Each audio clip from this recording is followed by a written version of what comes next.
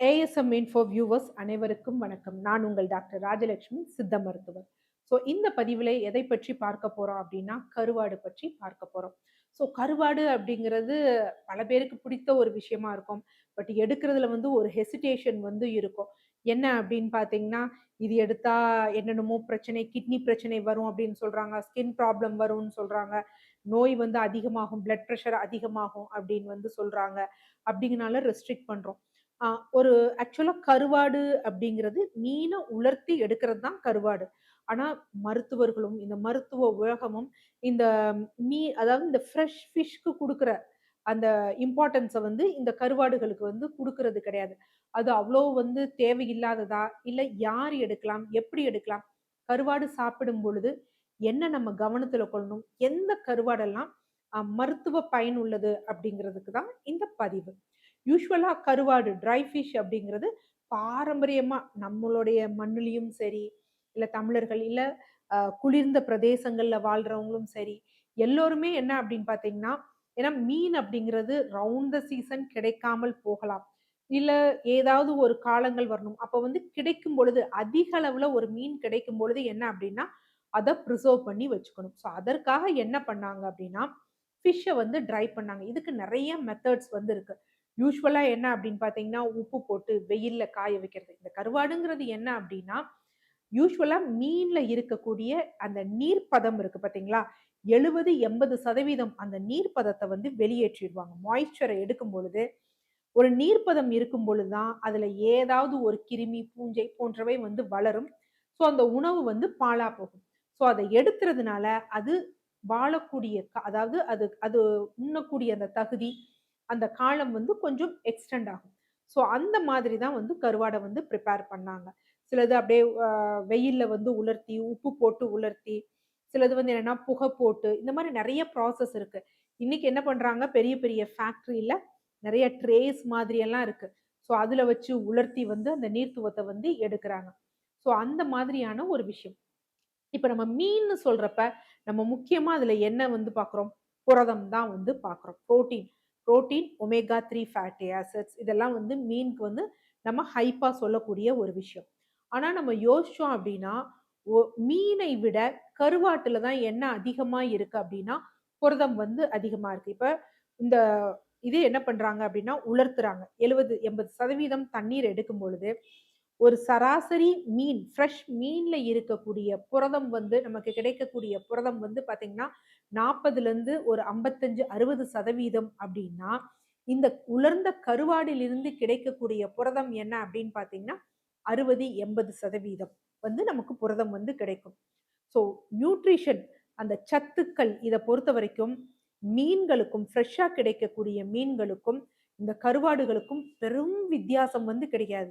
In fact இந்த ஃப்ரெஷ்ஷா கிடைக்கக்கூடிய மீனை விட, இந்த கருவாடுல என்ன இருக்கு அப்படின்னு பார்த்தீங்கன்னா, இந்த சத்துக்கள் அதிகமாக இன்னமும் என்ன அப்படின்னா, பாதுகாப்பாக வைக்கப்படுகிறது. ஒரு மீன்ல வந்து ஒரு ஒமேகா 3 ஃபேட்டி ஆசிட்ஸ் இருக்குது அப்படின்னா, அதையும் தாண்டி அதிக அளவுல வந்து ஒமேகா 3 ஃபேட்டி ஆசிட்ஸ் எதுல இருக்கு அப்படின்னா, கருவாடுல இருக்கு. இதையும் அல்லாது கால்சியம், பொட்டாசியம், மெக்னீசியம், செலினியம், அ அயோடின் போன்ற சத்துக்கள்லாம் எதுல அதிகமா இருக்கு அப்படின்னா, கருவாடுல வந்து இருக்கு. இந்த கருவாடுல செலினியம் சத்து இருக்குது. இன்னும் ஒரு பெனிஃபிட். என்ன அப்படின்னு பார்த்தீங்கன்னா, அயோடினும் இருக்கு, செலினியமும் சத்து இருக்கு. யூசுவலா நம்ம பதிவுகள தொடர்ந்து பார்த்துட்டு இருக்கவங்களுக்கு வந்து தெரியும். இந்த தைராய்டு நோய் இருக்கு பார்த்தீங்களா? குறிப்பாக இந்த ஆட்டோ இம்யூனோ தைராய்டிட்டிஸ் அப்படிங்கிறப்ப, அதுல வந்து என்ன அப்படின்னா, இந்த கன்வர்ஷனுக்கு வந்து இந்த செலினியம் சத்து வந்து ரொம்ப முக்கியம். அப்ப வந்து நான் இயற்கையாக ஒரு செலினியம் சத்தும் அதுலருந்து நமக்கு கிடைக்குது. இயற்கையாகவும் ஒரு அயோடின் அதிலிருந்தே கிடைக்கும் பொழுது, இது செயற்கையா உருவாக்கப்பட்டது கிடையாது. இயற்கையாவே நமக்கு கிடைக்குதுங்கிறப்ப, தைராய்டு நோயாளிகளுக்கு இன்னும் ஒரு நல்ல வரப்பிரசாதம். அது மாதிரி கால்சியம் சத்து. யூசுவலா நம்ம ஃப்ரெஷ்ஷா ஒரு மீன் சாப்பிட்டோம்னா, நம்ம குழம்பு வைப்போம். இந்த மாரிலாம் வைக்கும்பொழுது என்ன அப்டின்னா, அந்த முள் வந்து அப்படியே இருக்கும். அப்ப வந்து நம்ம அத ஒதுக்கிருவோம். ஆனா பல பதிவுகள நம்ம போட்டிருக்கோம். மீனுக்கு கால்சியம் இருக்கு அப்டின்னா, சின்ன மீன் சாப்பிடுங்க. அந்த உள்ள இருக்கக்கூடிய முள்ளு, எலும்புன்னு சொல்றோம் பார்த்தீங்களா? அத சாப்பிடணும் அப்டின்னு தான் வந்து சொல்லுவோம். பட் அத நம்ம ஒதுக்கிருவோம். அதுல தான் கால்சியம் நெறைய இருக்கு. இந்த கருவாடு அப்படிங்கிறப்ப நம்ம அத எல்லாத்தையுமே மென்று சாப்பிடுவதனால என்ன அப்படின்னு பார்த்தீங்கன்னா, நமக்கு கால்சியம் நல்லா கிடைக்குது. அதே மாரி மெக்னீசியம் சத்தும் அதுல வந்து என்ன அப்டின்னா நல்லா இருக்கு. ஸோ மெக்னீசியம் சத்து எதுக்குன்னா, நம்ம தசைகள் புரோட்டீனும் இருக்கு, மெக்னீசியமும் இருக்குங்கனால, தசைகளுக்கு இது ஆரோக்கியத்த வந்து நமக்கு தரக்கூடியதா இருக்கு. ஸோ இது மாரி பல பதிவு இருக்கு. இரும்பு சத்தும் அதுல இருக்கு. இதுல நம்ம யோசிக்கக்கூடிய ஒரு விஷயம் என்ன அப்படின்னு பார்த்தீங்கன்னா, உப்பு சத்து தான். ஏன் அப்படின்னா, இத ப்ராசஸ் பண்றப்ப நெறைய உப்புக்கள் வந்து சேர்ப்பாங்க. கெட்டு போக்கூடாதுன்னு. பட் இன்னைக்கு அதையும் தாண்டி அந்த மாரி உப்பு இல்லாம, வெறும் வந்து அ இதுல ட்ரை பண்ணி எடுக்கக்கூடிய வகைகள்லாம் இன்னைக்கு வந்துருச்சு. ப்ராசஸ்லாம் வந்துருச்சு. ஸோ அந்த மாரி உப்புக்கள் போடாதத வந்து பார்த்திருக்கணும். உப்பு இருந்தாலும் நல்லா ஊற வச்சு, அந்த உப்பெல்லாம் தண்ணீர்ல ஊற வச்சு, உப்பெல்லாம் வாஷ் பண்ணி எடுத்துட்டு சமைச்சோம் அப்படின்னா, ரொம்ப நல்ல வந்து ஒரு பலன் தரக்கூடிய ஒரு விஷயம்.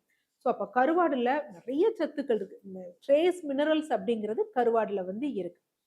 இத யாரெல்லாம் எடுக்கலாம்? குறிப்பா எந்த கருவாட யார் எடுக்கலாம்? எடுக்கக்கூடாது அப்படின்னு.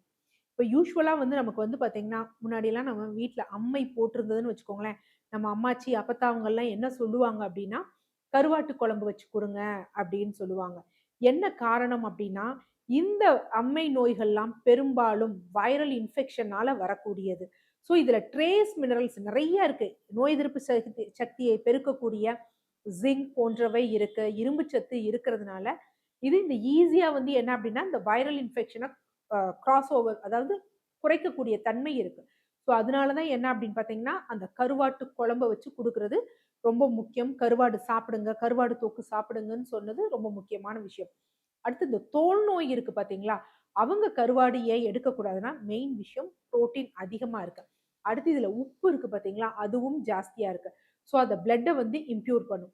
அதனால தான் தோல் நோய் உள்ளவர்கள் கருவாடு, மீனு 2யுமே ரெஸ்ட்ரிக்ட் பண்றது ஒரு நல்ல ஒரு விஷயம். அவங்கலாம் ரெஸ்ட்ரிக்ட் பண்ணிறலாம். மத்தவங்க சாப்பிடலாம்.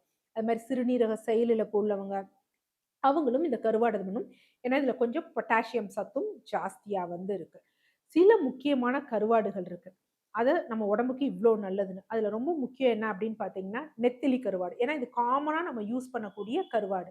ஸோ நெத்திலி கருவாடுல வந்து வெறும் 100 கிராம் நெத்திலி கருவாடுல எவ்ளோ இருக்கு அப்படின்னு பார்த்தீங்கன்னா, 58 கிராம் அளவுக்கு வந்து புரோட்டீன் வந்து இருக்கு. ஸோ மேக்ஸிமம் புரோட்டீன் இருக்குது. ஆனா இந்த 100 கிராம்ல என்ன பிரச்சனை அப்டின்னா, கிட்டத்தட்ட வந்து 3000லிருந்து 2000லிருந்து 3000 மில்லிகிராம் என்ன இருக்குன்னா, உப்புக்கள் இருக்கு. நம்ம நார்மலா நம்ம அன்றாடம் தேவையான உப்ப விட ரொம்ப ஜாஸ்தியா இருக்கு. ஸோ அப்ப நெத்திலி நம்ம எடுத்தோம் அப்டின்னா, நல்லா வாஷ் பண்ணிட்டு, அந்த உப்பு போக வாஷ் பண்ணி, ஊற வச்சு வாஷ் பண்ணி எடுக்கணும். இல்லை இன்னைக்கு உப்புக்கள் போட்டு இது பண்ணாத, ப்ராசஸ் பண்ணாத நெத்திலி கருவாடுகள் இருக்கு. அத எடுத்துக்கலாம். இந்த நெத்திலி கருவாடு யாருக்கு ரொம்ப நல்லது அப்டின்னா, மூட்டு வலி இருக்கு பார்த்தீங்களா? தேய்மானங்களால மூட்டு வலி வர்றவங்க, மெனோபாஸ் ஆன பெண்கள் போன்றவங்களுக்கு என்ன அப்டின்னா, இந்த நெத்திலி கருவாடு வந்து ரொம்ப நல்லது. ஸோ இந்த நெத்திலி கருவாடை எப்படி எடுக்கலாம்? ஒண்ணு குழம்பாட்டம் வச்சு எடுக்கலாம். ஆனா ஓவர் புளி, நெறைய எண்ணெய் ஊத்தி எடுக்கிறதெல்லாம் பெருசு இல்ல. ஸோ நெத்திலி கருவாடுனா நம்ம இது பண்ண வேணாம். நார்மலா உப்பு, மிளகு தூள் போட்டு லைட்டா ஒரு ரொம்ப டீப் ஆயில் ஃப்ரை இல்லாம நம்ம எடுத்துக்கலாம். ஸோ அந்த மாரி எடுத்தோம் அப்டின்னா, நல்ல பலன் தரும். ஏர் ஃப்ரையர் இன்னைக்கு நெறைய பேர் ஏன்னா அண்மையில கூட ஒருத்தவங்க சகோதரி கன்சல்டேஷனுக்கு வந்தப்ப கேட்டாங்க. ஏர் ஃப்ரையர்ல எடுக்கலாமான்னு. ரொம்ப நல்லது. ஈஸியாவும் நம்ம கன்சியூம் பண்ணலாம். எண்ணெயும் வந்து தேவையில்ல. அடுத்தது என்ன அப்படின்னு பார்த்தீங்கன்னா, பால் சுறா. இது ரொம்ப முக்கியம். ஏன்னா இன்றைய கால பெண்களுக்கு அந்த பால் சுரப்பு அப்படிங்கிறது ரொம்ப கம்மியா இருக்கு. இதுக்காக மருந்து, மாத்திரை என்னென்னமோ போடுறாங்க. பால் சுரப்பு இல்ல அப்படின்னு சொல்லி நம்ம புட்டி பாலையோ, இல்ல ஏதாவது சப்ளிமெண்ட்ஸையோ தேடி போக வேண்டியிருக்கு. ஸோ அவர்களுக்கு பால் சுறா வந்து நல்ல ஒரு வரப்பிரசாதம்ன்னு சொல்லலாம். அடுத்து வாழை கருவாடு. ஸோ வாழை மீன் கருவாடு அப்படிங்கிறதும் நமக்கு தெரியும். ஸோ இது ரொம்ப முக்கியம் யாருக்கு அப்படின்னா, பசி இல்லாம எனக்கு அவ்வளவா பசிக்க மாட்டேங்குதுன்னு சொல்றாங்க பார்த்தீங்களா? அவங்களுக்கு வந்து இந்த வாழை மீன் கருவாடு வந்து ரொம்ப முக்கியம். காரணம் என்ன அப்படின்னு பார்த்தீங்கன்னா, இதுல இரும்பு சத்து வந்து நல்லா இருக்கு. ஸோ அதனால வாழை கருவாட வந்து அவங்க வந்து எடுத்துக்கலாம். ஸோ இந்த மாரி கருவாடுகள் பல இருக்கு. அது மாரி வஞ்சர கருவாடு, நெய் மீன் கருவாடு அப்படின்ருக்காங்க சொல்றாங்க பார்த்தீங்களா? அந்த மாதிரி கருவாடு.